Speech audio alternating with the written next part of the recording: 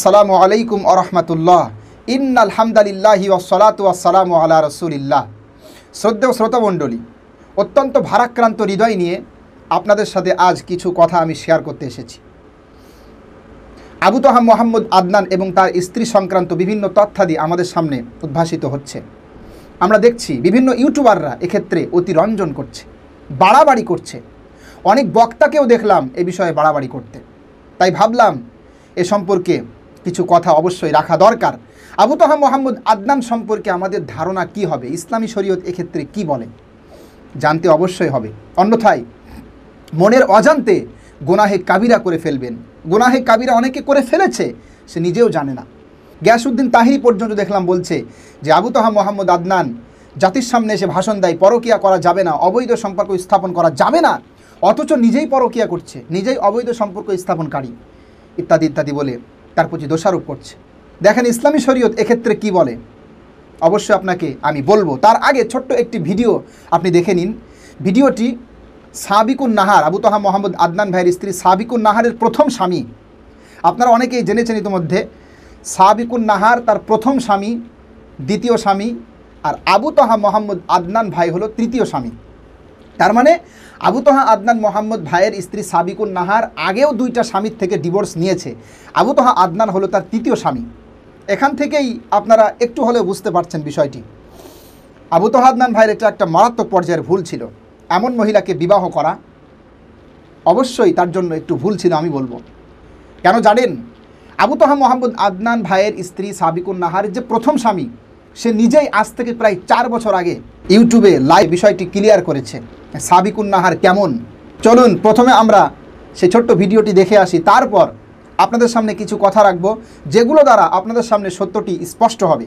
এবং আপনারা এক্ষেত্রে আবু তহা আদনান ভাইয়ের ক্ষেত্রে, এই ঘটনার ক্ষেত্রে কারা মুনাফিকের ভূমিকায় কারা, কোরআনুল কারীমের কথা অনুযায়ী মুনাফিকদের ভূমিকাতে কারা, অসভ্যদের ভূমিকাতে কারা, এটাও আপনাদের সামনে স্পষ্ট হয়ে যাবে। চলুন প্রথমে ভিডিওটি দেখুন। আমার মায়ের নাম কি বাবা বলো তো? সাবিকুন। ওর মতন শয়তান আমার মা না।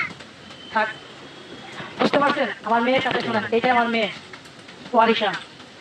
আর বিয়ের ছবি, আমার যে বিয়ের ছবি আছে সেগুলো আমি এখন দেখাইতেছি। দেখেন, এই যে সাবিকুন নাহারের বিয়ের প্রথম দিনের ছবি, যেদিন কাবিন হয়।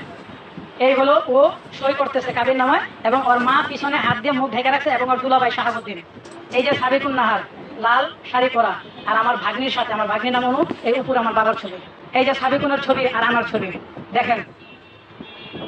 এই যে আমি আর সাবিকুন, যে এখন আদনান তাহার স্ত্রী, যে আদনান তাহার স্ত্রী এখন, কিন্তু সে আদনান তাহার তার হইল তৃতীয় স্বামী। সাবিকুন নাহার তার প্রথম স্বামী আমি, তার দ্বিতীয় স্বামী মোহাম্মদ সিরাজ, যে একজন তেল ব্যবসায়ী চট্টগ্রামের। এখন তার তৃতীয় স্বামী হলো আদনান তাহা। আমি বলি মিডিয়া বা ফেসবুক বা ইউটিউব যেভাবে সাবিকুন নাহারকে নিয়ে বলতেছেন, তার চোখের জল দেখে আপনাদের চোখে জল পড়ে যায়। যার কথা শুনা সে বিদেশ চলে যাবে তার স্বামীকে নিয়ে, আহা হা, তার কি মহব্বতের কথা আপনারা শুনা, তার কথা আপনারা কই দেখেছেন। ওই যে বলার একটা কথা আছে, মাগুর মাছের রসুল, ঠিক আছে? তার রসুলের ভিতরে যাবেন না। আমি খারাপ, একটি স্বামী, প্রথম স্বামী খারাপ, দ্বিতীয় স্বামী খারাপ, তৃতীয় স্বামী এখন ভালো, কারণ তার টাকা পয়সা আমাদের চাইতে অনেক। সে তার গাড়ি আছে, বাড়ি আমার চাইতে বড় আরেকজন ধরছে, তারও বিশাল 6তলা বাড়ি ছিল, ঠিক আছে, ব্যবসা আছে, তারা ছেড়ে সে আরেকটা ধরছে, এবং প্রতিজনের কাছ থেকে ও দেড়মোহরের টাকাগুলো তুলে নেয়। কিছুদিন আমার সাথে তো 7 বছরের সংসার, পুনে থেকে পুনে 7 বছর বা 7 বছর সংসার। এই 7 বছরের সংসারে ও যদি আমাকে ছেড়ে, আমার সন্তানদের ছেড়ে চলে যেতে পারে, তা ও আর কার হবে? ও আমার সাভারের জমি অর্জন আমার বিক্রি করতে হয়েছে বাড়ি করার জন্য। বাড়ি করো, বেশি দামের জমি কম দামে বিক্রি করে আসছি। আমার সিঙ্গাপুরে ছিলাম, সিঙ্গাপুরের টাকাগুলো বসে বসে অরে নিয়ে ভেঙে খাইছি। ও যা বলছে তা শুনছি। ও আমার নিয়ে এক এক জায়গায়, আমার বাসা ভালো না, আমার বোন ভালো না, মা ভালো না, ঠিক আছে, ওদের বাসায় যাইতাম, ও থাকতাম ওইখানে 6 মাস 3 মাস। ভাড়া হিসাবেও 5 তলা ভাড়া হিসাবেও আমরা রাখছে, আমি সেখানে গেছে ভাড়া দিয়ে থাকি। ও এইভাবে করে আমরা নাচাইছে। যাক, নাচাইছে ভালো কথা, যেদিন আমি জানতে পারি বা ওর মুভমেন্ট আমি দেখি খুব খারাপ, যখন ছাড়াছাড়ি হবে, তারপর মুভমেন্ট দেখে একসময় ছাড়াছাড়ি হয়, আমার সাথে দুর্ব্যবহার করে, ওর মায়ের বাসায় 1 সপ্তাহ চলে যায়। আমার সন্তানগুলারে আমার বাড়িতে রাইখা, ওর মার বাসায় 1 সপ্তাহ করে চলে যেত। এটা সেই সাবিকুন নাহার যার অসুর দেখে আজকে সারা বাংলার মানুষ কাতার হয়ে গেছেন। কিন্তু আমি তো জানি ওর অসুরের ভিতরে কি, ওর ঘুমটার তলে হেমটান আছে। ও সমস্ত পর্দাশীল মহিলাদের, পর্দাশীল মা বোনদের কলঙ্কিত করছে। ওর পর্দা আছে, কিন্তু পর্দার ভিতরে কিছুই নেই। সব খারাপ আর খারাপ, খারাপ আর খারাপ। আজ আমি এই জন্য এই কথাগুলো বলতেছি, অনেকে নাচানাচি করতেছেন, পরে নিয়ে নাচানাচি করেন না। সাদিকুন নাহারকে নিয়ে, ওর স্ত্রীকে, আদনানের স্ত্রীকে নিয়ে, বা আমার প্রথম স্ত্রীকে নিয়ে এত লাফালাফি করার প্রয়োজন নেই আপনাদের। কারণ আপনারা হয়তো ওর সম্বন্ধে জানেন না, আমি জানি ওর সম্বন্ধে।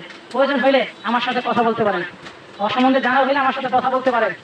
আমার নাম্বারও আমি দিয়ে দিতেছি, 0198620565 0198620565। দেখলেন তো, আল আকিলু তাকফিহুল ইশারা। আরবিতে বলা হয় যে যারা জ্ঞানী তাদের জন্য ইশারাই যথেষ্ট, ইঙ্গিত যথেষ্ট। বুঝতে পেরেছেন আশা করি। একজন নষ্টা মহিলা, একজন অভদ্রা মহিলা, একটা অসভ্য মহিলা, যে স্বার্থ বোঝে, স্বামীর মায়া মহাব্বত ভালোবাসা বোঝে না, স্বার্থ বোঝে। যখন যার কাছে স্বার্থ আছে বলে মনে হয় তখন তার কাছে যায়, ভালো না লাগলে তাকে ডিভোর্স দিয়ে দেয়। এটাই হলো এই মহিলার চরিত্র। প্রথম স্বামীর কথা শুনে বুঝতে পেরেছেন আপনারা। আবু তাহা মোহাম্মদ আদনান ভাই বাহ্যিকভাবে তাকে দেখলে মনে হবে অনেক টাকার মালিক, লক্ষ লক্ষ কোটি কোটি টাকার মালিক মনে হবে বাহ্যিকভাবে। অনেকে বিয়ে করতে চাইবে স্বার্থের জন্য, যে সমস্ত মহিলারা এরকম অসভ্য প্রকৃতির আছে। কিন্তু যখন তার সাথে সংসার শুরু করবে আস্তে আস্তে তার ভালো লাগবে না আর। কারণ আবু তাহা মোহাম্মদ আদনান ভাই টাকা রাখে না কাছে। আপনারা জানেন তার এখনও পর্যন্ত নিজস্ব বাড়ি নেই, সে ভাড়া বাড়িতে থাকে।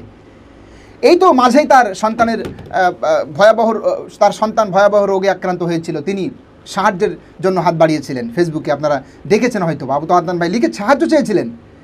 চিন্তা করুন তো, এত বড় মাপের স্কলার, যার প্রতিনিয়ত জলসা রয়েছে, এত এত হাদিয়ার ব্যাপার, সেই ব্যক্তিটি সন্তানের জন্য সাহায্যের হাত বাড়িয়ে দিচ্ছে।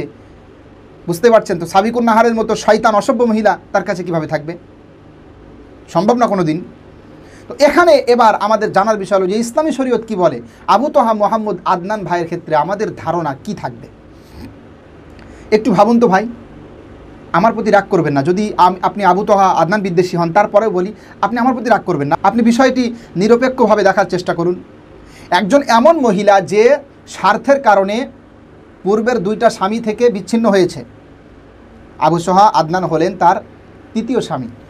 এরকম একজন অসভ্য নষ্ট মহিলা, একজন অসভ্য নষ্টা মহিলা, সে আবু তাহা আদনান ভাইয়ের প্রতি কোনো অভিযোগ নিয়ে আসছে। আর আবু তাহা মোহাম্মদ আদনান ভাই রব্বে কাবার কসম করছেন, আল্লাহর শপথ করে বলছেন যে আমি নির্দোষ।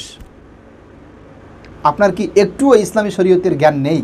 তাহেরি ভাই আপনাকে বলছি, আর আপনার মতো যারা উন্মাদনা করছে, যে সমস্ত মিডিয়ারা ডলারের জন্য, ঘুষ ব্যবসার জন্য এরকম এতটা অসভ্যতার পরিচয় দিচ্ছে, আমি তাদেরকে বলছি আল্লাহর ভয় অন্তরে রাখুন। এমন একজন মহিলা, আপনি জানেন না যে নারীদের চক্রান্ত অত্যন্ত ভয়ঙ্কর হয়? তারপরেও এর চক্রান্ত তো স্পষ্ট, যার আগেও 2টা স্বামী যাচ্ছিল। এরকম একজন মহিলার কথা শুনে আবু তাহা আদনান ভাই যে রব্বে কাবা আল্লাহ সুবহানাহু ওয়া তাআলার নামের শপথ করে বলছে আমি নির্দোষ, তারপরেও তার বিরুদ্ধাচরণ করছেন। একটুও কি আল্লাহর ভয় অন্তরে নেই? একটুও কি বুঝতে পারেন না সঠিকটা? আপনারা ভুলে গেছেন আম্মাজান আয়েশা রাদিয়াল্লাহু তাআলা আনহা নবীজির স্ত্রী। আম্মাজান আয়েশা রাদিয়াল্লাহু তাআলা উম্মুল মুমিনিন, 2210টা হাদিস তার থেকে বর্ণিত হয়েছে। সেই আয়েশা রাদিয়াল্লাহু তাআলা আনহা পর্যন্ত এরকম অপবাদের শিকার হয়েছিল। আপনারা জানেন তার প্রতি জেনার অপবাদ দেওয়া হয়েছিল। আম্মাজান আয়েশা রাদিয়াল্লাহু তাআলা আনহা নাকি জেনায় লিপ্ত হয়েছে। নাউযুবিল্লাহি মিন যালিক।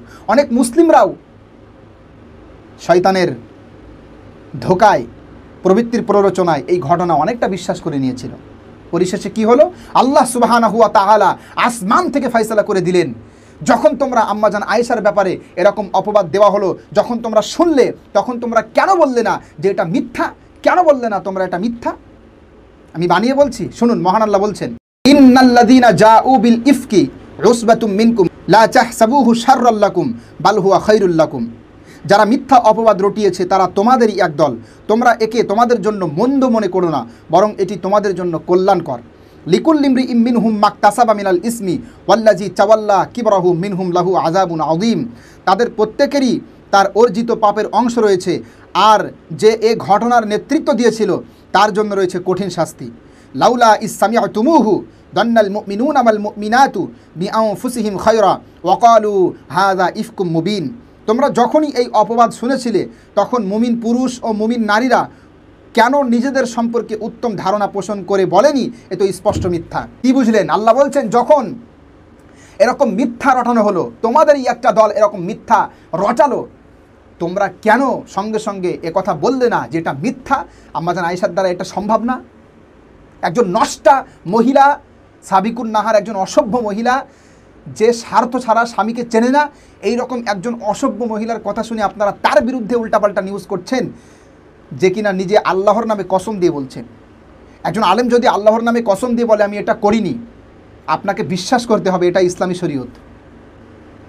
আল্লাহর নামের মর্যাদা, আল্লাহর নামের প্রতি ভালোবাসা যদি আপনার থাকে, বিশ্বাস যদি থাকে, আপনাকে বিশ্বাস করা লাগবে। আর সেখানে একজন নষ্টা মহিলা, আপনি জানেন না শয়তানের চক্রান্ত কেমন হয়? তাহেরিকে বলছি, জানেন না আপনি? আমি খুব কষ্ট পেয়েছি, ইসলামী শরীয়তের ন্যূনতম জ্ঞান এই মাজার পূজারী, কবর পূজারীদের মধ্যে নেই। এই কবর পূজারী, মাজার পূজারী, বেদাতি, এদের কাজই হলো হাক্কানি উলামা ইকরামের বিরুদ্ধাচরণ করা। এজন্য বলবো নিজের ঈমান টিকিয়ে রাখার চেষ্টা করুন। এই ঘটনা থেকে শিক্ষা আছে, আম্মাজান আয়েশা রাদিয়াল্লাহু তাআলা আনহার এই ঘটনা থেকে শিক্ষা আছে। যুগে যুগে এমন অপবাদের শিকার মুমিনরা হতে পারে, সুতরাং এক্ষেত্রে আমাদের সতর্কতা অবলম্বন করতে হবে। আল্লাহর কাছে যাতে আমরা জবাব দিতে পারি, আল্লাহর সামনে গিয়ে অন্তত মুখটুকু দেখাতে পারি, এজন্য অবশ্যই সতর্কতা আমাদের অবলম্বন করতে হবে। আমাদের জন্য শিক্ষা রয়েছে, এগুলো পরীক্ষা। এরকম যখনই কোনো মুমিন ব্যক্তি সম্পর্কে এরকম গুজব রটানো হবে, সঙ্গে সঙ্গে নিরপেক্ষ অবস্থানে যাবেন, উল্টাপাল্টা মন্তব্য করবেন না, না জানলে চুপ থাকবেন, কিন্তু এমন কিছু করবেন না আল্লাহর কাছে গিয়ে আপনি ধরা খেয়ে যান। আবু তোহা আদনান ভাই, যার বক্তব্য শুনে হাজার হাজার নয় লক্ষ লক্ষ যুবক ইসলামের পথে ফিরে এসছে, লক্ষ লক্ষ যুবক তারা অপবিত্রতা থেকে পবিত্রতার জীবনে ফিরে এসছে। আর এরকম একজন ব্যক্তি আল্লাহর নামে কসম দিয়ে বলছে, তারপরেও সন্দেহ লাগে। লজ্জা করে না মুসলমান? একজন নষ্টা মহিলা, যার দুইটা স্বামীও ছিল, এখান থেকে বোঝা যাচ্ছে কেমন মহিলা। তার প্রথম স্বামী তো বলছে যে আমি নিজে থেকে তালাক দিয়েছি, বিষয়টি এমন না। তার প্রথম স্বামী তাকে বাদ দিয়েছে, বিষয়টি এমন না। তার প্রথম স্বামীর আক্ষেপ যে আমার স্ত্রী আমার কাছে থাকেনি স্বার্থের কারণে। আল্লাহ সুবহানাহু ওয়া তাআলা আমাদেরকে হেদায়েত দান করুক। ইউটিউবার ভিউ ব্যবসার জন্য, ডলারের জন্য দেখেন না কি থাম্বনেল তৈরি করে।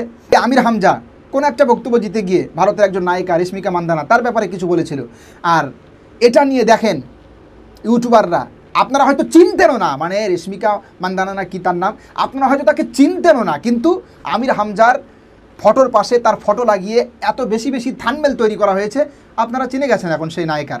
অশ্লীল ছবিও আপনারা দেখে ফেলেছেন ইউটিউবে। এই ইউটিউবারদের কারণে, এই জালিয়াত, এই ডলারখোর, অসভ্য, বেনামাজি বলবো, বেশিরভাগ ইউটিউবাররা নামাজও পড়ে না, আল্লাহর ভয় ওদের ভিতরে নেই। এই অসভ্য, এই আলেম বিদ্বেষী, ইসলাম বিদ্বেষী ডলারখোর মিডিয়াদের কারণে আজ এত সমস্যা। আপনারা চিনতেনও না, এই সমস্ত নায়িকাদের আপনারা চিনে ফেলেছেন। থাম্বনেলগুলো তৈরি করে দেখেছেন কিভাবে? অনেক নায়ক আপনারা চিনতেন না, কিন্তু চিনেছেন এই মিডিয়াদের কারণে, এই অসভ্য মিডিয়াদের কারণে। আল্লাহ সুবহানাহু ওয়া তাআলা আমাদের বোঝার তৌফিক দান করুক, সত্যের পথে অটল অবিচল থাকার তৌফিক দান করুক। ইউটিউবার সহ আরও যারা চক্রান্তকারী আছে, চক্রান্তকারী মহল, কবর পূজারী, মাজার পূজারী, সবার থেকে আল্লাহ পাক আমাদের হেফাজত করুক। যাই হোক, ভিডিওটি ভালো লাগলে শেয়ার করবেন, পাশেই থাকবেন।